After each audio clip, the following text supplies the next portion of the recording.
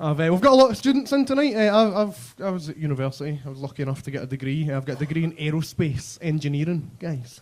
The reason I chose to study aerospace engineering was because the university brochure was in alphabetical order. People are telling me a degree nowadays is just a meaningless piece of paper. I'm like, not mine.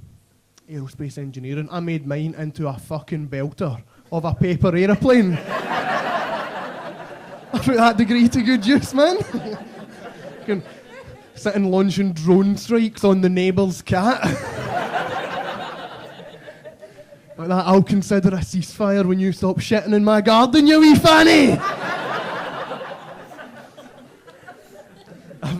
I've been going on a lot of stag parties recently, right? And my favourite thing about any of these occasions is the stag's mental uncle. This is the guy who's drank 12 pints before you hear the phrase, "Welcome to Ryanair." And now a mental uncle has to be in that sweet spot between 50 and 60 years old. Just old enough that this might be their last chance at a mad night out. But just young enough that it would still take several police officers to subdue him. I went to a stag party, me and the boys, to Copenhagen last summer, and found myself sharing a 24-man dormitory. Sharing one toilet. 'Cause saving a few quid was more important than our human rights. But my mate Andy was having none of this. He sorted himself out with somewhere better to stay by getting arrested. Smart man, right? If you go to jail, you get a private room with an ensuite. An estate agent might describe that as a cosy studio apartment in a secure, gated community.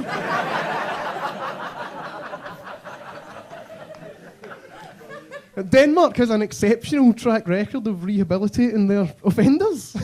Andy came home with a fucking master's degree. The big man was trying to get his sentence extended so he could qualify as a yoga teacher. Visit Denmark, ladies and gentlemen, the only country in the world where you can get arrested for fighting with a local university student. Then get your revenge by graduating top of that guy's class. Now, Andy was missing for 24 hours before we realised he'd been arrested, so I was worried. I was thinking, what if he's dead, right? But a part of me was also thinking, if he does end up dead, I wonder who they'll get to play me in the inevitable Netflix documentary.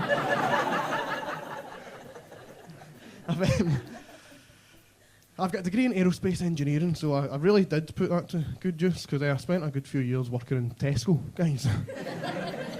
And it was the best job I've ever had in my life, but they nearly sacked me one year at Halloween because my fancy dress costume was considered inappropriate. I came dressed as someone that works for Asda.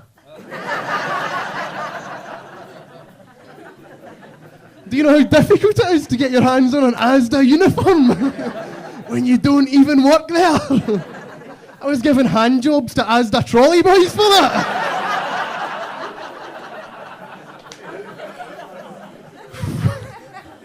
I remember one weekend finding a packet of condoms in the ice cream freezer and thinking to myself, there must be someone out there with a really bizarre weekly shopping budget. That's the type of choices they're having to make.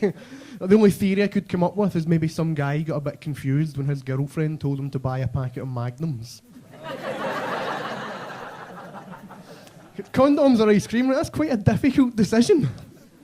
But nowhere near as difficult as having to explain to your children.